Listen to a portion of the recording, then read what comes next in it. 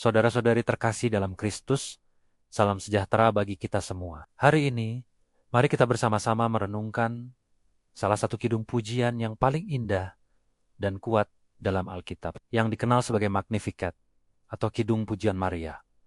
Kidung ini terdapat dalam Injil Lukas, pasal 1 ayat 46 hingga ke-56.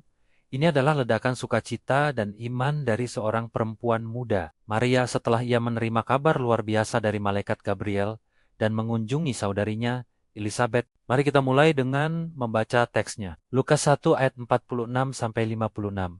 Berbunyi, lalu kata Maria, jiwaku memuliakan Tuhan, dan hatiku bergembira karena Allah juru selamatku, sebab ia telah memperhatikan kerendahan hambanya. Sesungguhnya, mulai dari sekarang, segala keturunan akan menyebut aku berbahagia, karena Yang Maha Kuasa telah melakukan perbuatan-perbuatan besar kepadaku, dan namanya adalah kudus. Dan rahmatnya turun-temurun atas orang yang takut akan Dia. Ia memperlihatkan kuasanya dengan perbuatan tangannya, dan mencerai-beraikan orang-orang yang congkak hatinya. Ia menurunkan orang-orang yang berkuasa dari taktanya, dan meninggikan orang-orang yang rendah. Ia melimpahkan segala yang baik kepada orang yang lapar, dan menyuruh orang yang kaya pergi dengan tangan hampa. Ia menolong Israel, hambanya, karena ia mengingat rahmatnya, seperti yang dijanjikannya kepada nenek moyang kita, kepada Abraham dan keturunannya untuk selama-lamanya. Saudara-saudari, ada begitu banyak kekayaan teologis dan spiritual dalam kidung ini. Mari kita bedah bersama-sama. Pertama, perhatikan bagaimana Maria memulai pujiannya. Ayat 46 dan 47. Jiwaku memuliakan Tuhan, dan hatiku bergembira karena Allah, Juru Selamatku. Ini bukan pujian yang biasa-biasa saja. Ini adalah pujian yang total, yang melibatkan seluruh keberadaannya. Jiwanya, esensi terdalam dirinya, memuliakan Tuhan, hatinya, pusat emosinya, meluap dengan sukacita. Maria tidak hanya mengatakan, terima kasih Tuhan. Ia menyerahkan seluruh dirinya dalam penyembahan. Ini adalah pelajaran pertama bagi kita. Penyembahan sejati bukanlah sekadar aktivitas bibir, tetapi keterlibatan seluruh jiwa dan hati. Saat kita bersyukur, apakah kita benar-benar merasakannya dari lubuk hati yang terdalam? Selanjutnya, Maria mengakui sumber kebahagiaannya. Di ayat 48, ia berkata, sebab ia telah memperhatikan kerendahan hambanya. Maria, seorang gadis desa sederhana dari Nazaret, sebuah kota yang tidak terlalu diperhitungkan. Ia tidak memiliki status sosial, kekayaan, atau kekuasaan. Ia menyebut dirinya hamba yang rendah. Namun, disinilah letak keindahan Injil.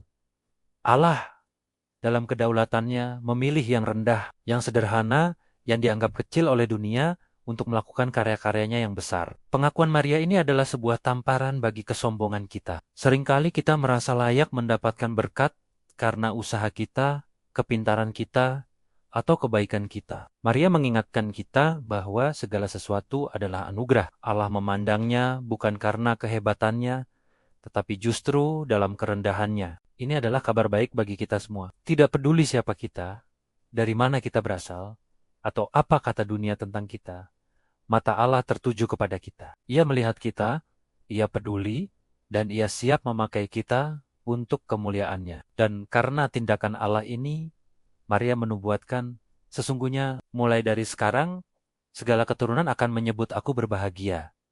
Ini bukan kesombongan, ini adalah pengakuan iman atas apa yang telah Tuhan lakukan. Kebahagiaannya bukan datang dari dirinya sendiri, tetapi karena Yang Maha Kuasa telah melakukan perbuatan-perbuatan besar kepadanya. Maria menjadi cermin yang memantulkan kebesaran Allah ketika orang melihatnya dan menyebutnya berbahagia. Sesungguhnya mereka sedang mengakui karya agung Tuhan dalam hidupnya. Kemudian, Kidung Maria beralih dari pengalaman pribadinya menjadi sebuah proklamasi tentang karakter Allah yang universal. Ini bagian yang sangat radikal. Ayat 50.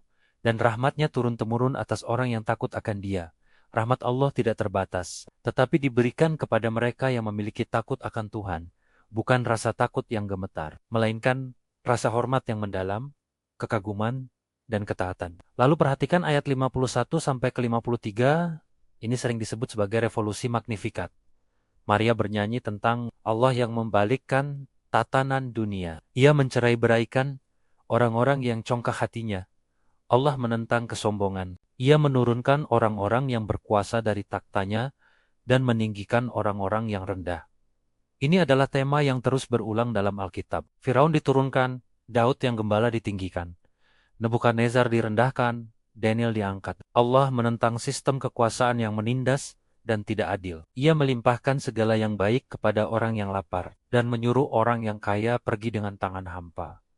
Ini bukan hanya tentang keadilan sosial, tetapi juga keadilan spiritual. Mereka yang merasa lapar dan haus akan kebenaran akan dipuaskan oleh Allah.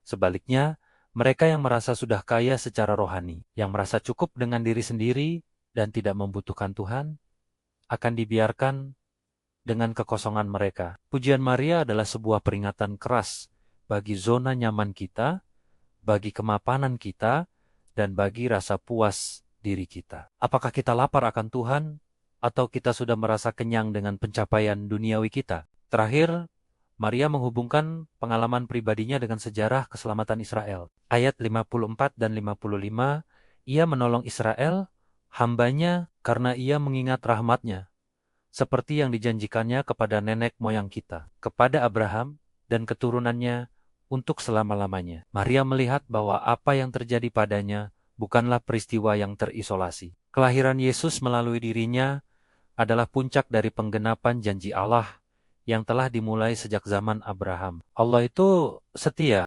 janjinya tidak pernah gagal. Apa yang ia katakan akan ia genapi. Kidung Maria ini bukanlah sekadar lagu kuno. Ini adalah cetak biru kehidupan iman. Ini mengajarkan kita untuk menyembah dengan segenap hati, untuk mengakui kerendahan kita, dan bergantung sepenuhnya pada anugerah Tuhan. Ini menantang kita untuk melihat dunia dari perspektif Allah, di mana yang rendah ditinggikan dan yang sombong direndahkan. Dan yang terpenting, ini meyakinkan kita akan kesetiaan Allah yang tak berkesudahan. Jadi, apa yang bisa kita bawa pulang dari renungan ini? Pertama, mari kita belajar memiliki hati seperti Maria, hati yang meluap dengan pujian. Bukan karena keadaan kita sempurna, tetapi karena kita sadar siapa Allah kita. Kedua, mari kita periksa diri kita. Apakah ada kesombongan dalam hati kita? Apakah kita merasa sudah cukup dan tidak lagi lapar akan Tuhan? Kidung ini mengajak kita untuk bertobat dan kembali merendahkan diri di hadapannya. Ketiga, mari kita pegang teguh janji Tuhan. Seperti Maria yang percaya pada janji yang mustahil. Kita juga dipanggil untuk percaya bahwa Allah setia pada janji-janjinya dalam hidup kita. Bahkan ketika situasi terlihat tidak memungkinkan. Semoga kidung pujian Maria ini tidak hanya menjadi teks yang kita baca, tetapi menjadi doa dan nyanyian dalam hidup kita sehari-hari. Semoga jiwa kita senantiasa memuliakan Tuhan dan hati kita selalu bergembira karena Allah, Juru Selamat kita. Terima kasih telah bergabung dalam renungan ini. Tuhan memberkati kita semua. Jangan lupa untuk subscribe agar kita bisa terus bertumbuh bersama dalam firman Tuhan. Sampai jumpa.